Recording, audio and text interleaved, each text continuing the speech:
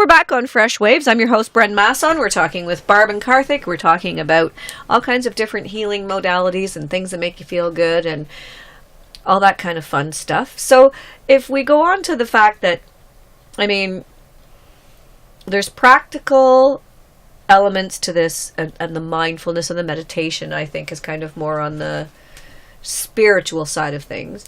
But yoga is a big thing these days, right? Mm-hmm.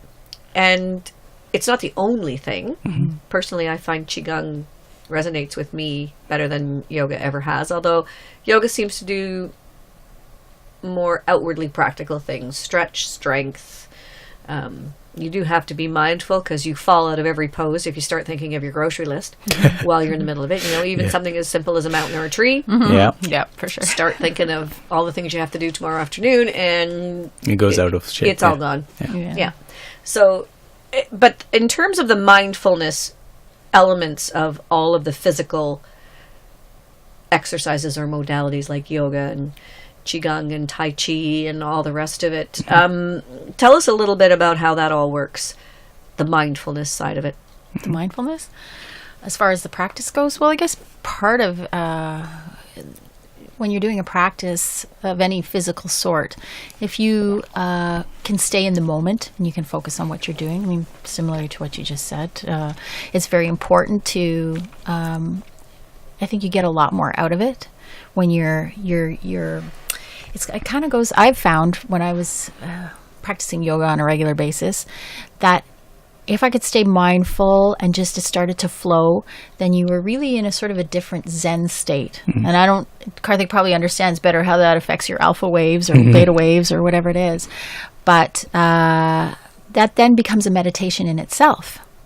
Plus the benefits that we all know, we're starting to know now, understand that this ancient practice, these different ancient yoga is native to India, whereas I guess some of the others would be Qigong more is China and all that kind of Tai stuff. Chi. Mm-hmm. So if you're doing yoga and you're or whatever physical exercise you have, is the concentration on that exercise in itself meditation? It is the first form of meditation, concentration. We all do that because we've concentrated always in our lives, right? And that's the first first level of training that we put or impose on our minds. And then it's just, deepening that state of training that takes us to deeper levels of meditation or consciousness, if you must. And we've mapped some of those levels of consciousness to different brain waves. And we can talk about that sometimes. I did the research. I don't remember exactly at the top of my head, but we've got it on our website. We've got a little blog page, and whatever we've discovered over the period of time, we've shared it with people. So it's on there. But, doing anything without being, and it sounds like a cliche, you got to be present and live in the moment. It's a cliche. It's tough to do. But that is where almost the kicker is. Like, you can do the poses as best as you can, and you're talking about yoga, you're talking about the yoga of the physical body, right? And that's the hatha part. That's the hatha yoga. And anything that we do, if you're not concentrating on that particular moment, it's not going to give you the full effects of it. And that's with anything. That's what they're talking about with the neuroplasticity of the brain, is if you're on the treadmill working out and you're watching the news, you're not getting the full benefit of working out. Yeah. You're really not. Yeah. And you're better off to just shut it all down and go out for a walk in the woods. Yeah. Yeah, very much so. Where you can actually concentrate on what you're doing. Yeah, because you're being present. You're using your conscious mind to it, and that activates so many different systems in the body that we're not physically aware of. Body is a bunch of voltages coming from the brain and going throughout the body.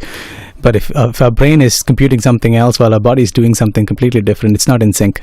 So we're not using the two different processes in line, and we should. Mm-hmm. Yeah, because then you're still out of alignment, but if you can be mindful and in the moment, then you sort of hit that different state where it's sort of where the magic happens, like where everything kind of comes together and flows. And it kind of, I think what happens is energetically, or from a frequency perspective, you shift into a higher frequency, and that's where there's peace, that's where there's serenity, and all the things we're all trying to achieve on a regular basis. So if someone's just starting out with meditation, It can be as simple as there's a green stone. Look at that green stone. Close your eyes. Imagine the green stone, and just think about that for 10 minutes. Mm-hmm.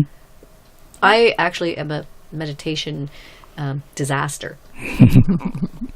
I remember being in a meditation class, and they afterwards, first of all, when the little bell dinged, I thought, oh, that was fast. Mm-hmm.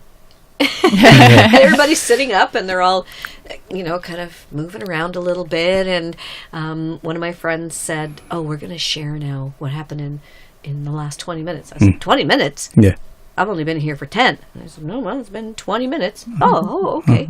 And people started saying, they went down the path, and I heard that part, and they walked you through this guided meditation. Yeah. And there were people who were out in a galaxy, sitting on a star, playing with planets and stuff. Yeah. I got as far as the stones down to the river, and that was it. I was fast asleep. I didn't remember anything. All these people had these wonderful stories, and I said, well, I went down the steps towards the river, and that's it. Yeah. So I got the first 2.5 minutes out of the thing. I honestly thought it had been 7 minutes long, and I'd been asleep for the rest of the time. Yeah. And I have a feeling that that's meditation failure, because you're not supposed to sleep, are you? I wouldn't say that. I mean, if you have to sleep, you gotta sleep, and that's fine. Don't put too much pressure on you. You just don't have the best story to share afterwards. Yeah, I mean, no. Maybe you can say you could have said that instead of going and seeing different planets, you went to the great abyss. You saw space and the whole universe itself. It was dark. That's all you could say. Or now you've learned how to put yourself to sleep at night. Yeah. Go down that river. Yeah. Because there's different types, right? So there's actually something called Yoga Nidra, which is a meditation to actually lead you into sleep. Mm-hmm. So there's different types. So, but then there is the more active meditation where you want to be more awake and aware. So yeah, different things for different reasons too. So if you're awake and aware in a meditation. Mm-hmm. One of the first things, like Karthik was talking about, was concentration, and you talked about that monkey mind or the monkey chatter. Right. So one of the things that we have to learn is to control our minds, right? And that's good for a lot of reasons, right? And our minds are if we don't control them, they control us. So have you ever had that situation where you go to bed at night and you got a million things running through your head? Oh yeah, every day. Right, and you can't fall asleep. Well, that meditation can actually help a lot with that, because that's just your mind controlling you now in your life. Yes. So learning to concentrate, learning to quiet the mind, right? That's just a practice of focusing on something you choose to focus on. And then every time something else comes in and disturbs that focus, you say, nope.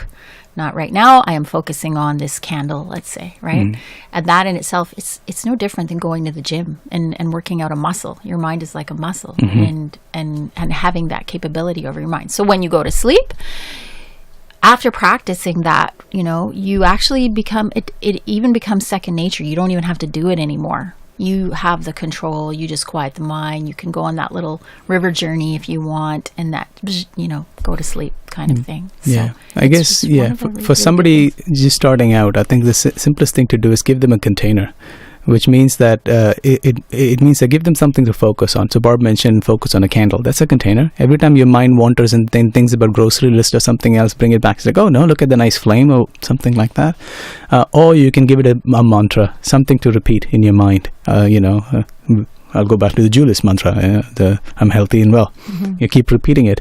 So as soon as you lose track of your mind, you bring it back. And the more you do it, and you'll have different degrees of success depending on how you are feeling at that point in time. If you had a testing day, chances are you're already mentally fatigued. So you might not have great success in your meditation or your attempt to gain mental strength. But every day is different. The more you do it, like Barb pointed out, you train your mind and get stronger and stronger by the day. And the more you do it, you get to the point which eventually will lead you to a point which we call in meditation your observer point, which is where you are kind of sitting in behind, if you can imagine, a point wherein you don't want to subscribe, or you don't have to subscribe to any thought that comes to your mind. You realize that there is a difference between you, the observer, and the thought that comes to your mind. And the more you do it, you get to the point which eventually will lead you to a point where you are kind of sitting in behind, if you can imagine, a point wherein you don't want to subscribe, or you don't have to subscribe to any thought that comes to your mind. You realize that there is a difference between you, the observer, and the thoughts coming in and out, fleeting into your mind, and you're completely at peace with not acting on that thought or not subscribing to that thought. It's a deeper level in meditation, but you get there. It's the goal to have. It's good to see, like, it's like a flagpole, that's where we'll get to. But slow, steady practices. Somebody starting out, just focus on a seed thought or a container and bring it back. And the more you do it, the stronger your mind gets, and eventually it will lead you to that observer point, albeit slowly, but you can deepen that practice. That all has practical benefits in the real world, because then it slows you down. It allows you to make conscious decisions about how you're going to react in any given situation. Yeah. And helps you sleep better at night. This is why, like, all these things they talk about. Some of the biggest businessmen and world leaders are great meditators. Yeah. And they before, like the JFK generation, nobody wanted to say it, but they go back now and they know that lots of these people, including Einstein, who took his 20-minute naps every afternoon, that's a form of meditation, the way that he had to shut his brain down every day for 20 minutes. Yeah.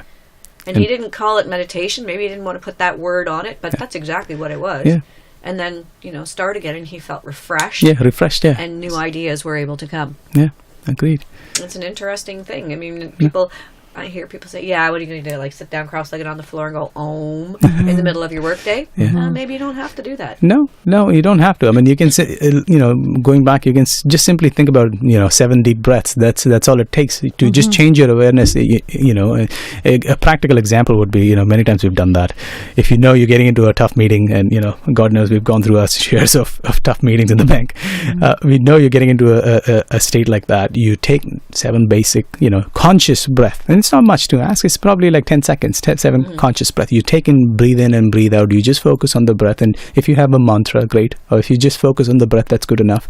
But the more you are totally focused on that breath in and out, it gets you to a state of calm, and it gets you detached from all the emotional thought, the emotions that you yourself are carrying against that meeting, or people coming and playing different different jobs and all that in that meeting. And it helps you function much more better, because you have not detached yourself from your own people can't press your buttons that easy. So you're working, again, you're going to that observer point the best we can. So these are simple techniques we can do. You don't have to sit cross-legged in a suit in a bank if that is frowned upon. I get that. Although, having said that, that whole thing is growing now. Yeah. It certainly is. Google uses meditation on a regular basis, and they have meditation rooms where you can go and just sit and think and do what you need to do. Yeah. Yeah. They also have playrooms. Yeah. But that's a discussion for another show. We have to take a little break now. You're listening to Fresh Waves. I'm your host, Bren Masson. We'll be back right after this. Stay tuned.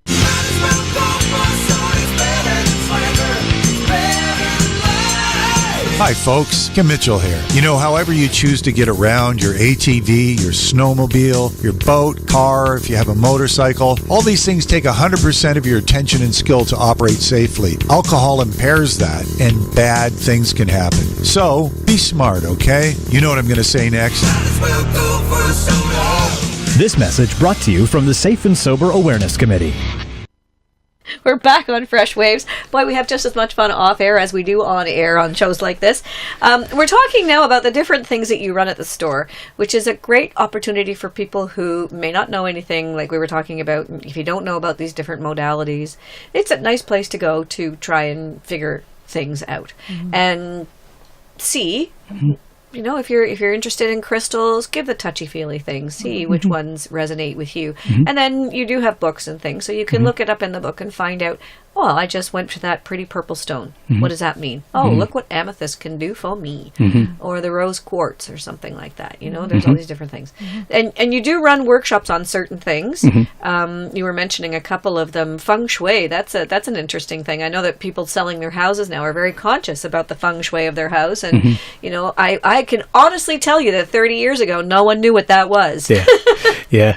It was brought over to the West in the 1970s. I believe it was a Tibetan master. So it morphed, and feng shui, it's a big topic, because there are so many different schools of thought that is differentiated in their application of the same concepts. So the core of it, the concepts are the same, but the way they apply it is slightly different. And basic determination would be whether you have a compass school or whether you don't rely on a compass, which means that if you're looking at the direction of the main door of entry, then that's the compass school. Whether you're disregarding that, and if it's easier, because the application becomes easier if you don't worry about the direction and everything.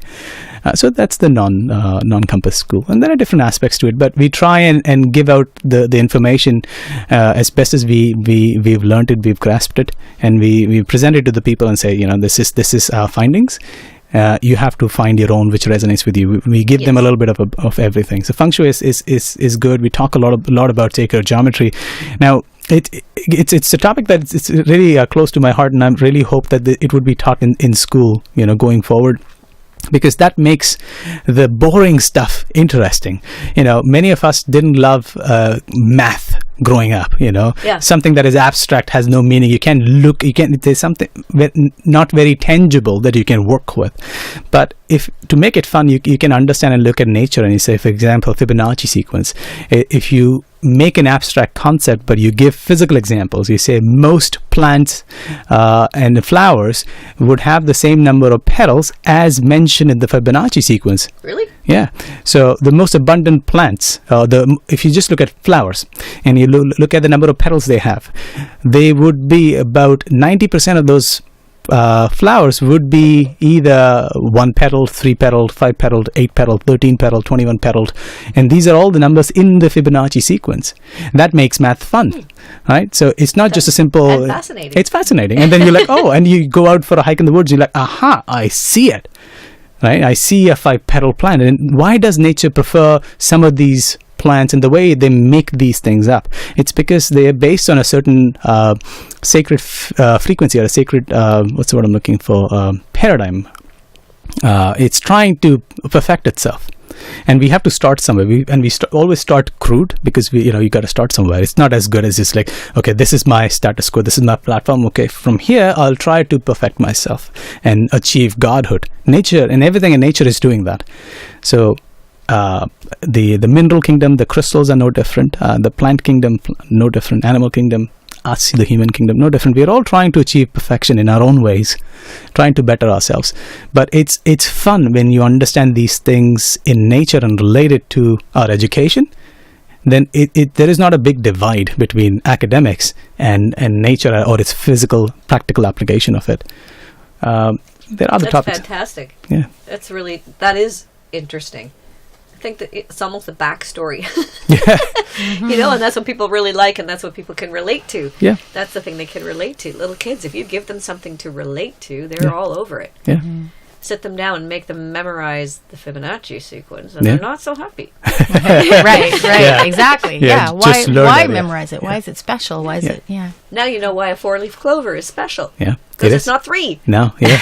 Yeah. And it is an exception to the Fibonacci sequence, which is why it's special, because it's an exception. Nature doesn't make a lot of exceptions, but when it does, we have to pay attention. It's like, oh, something happened here. Oh, that's a lucky sequence. Yeah, it's a lucky so sequence. the Irish grab it and call it theirs. They knew it. Look at the Irish. Yes. Top of the morning to you. Yeah. So you actually run classes on sacred geometry? Yeah, we do. And you just tell people about sacred geometry? Yeah.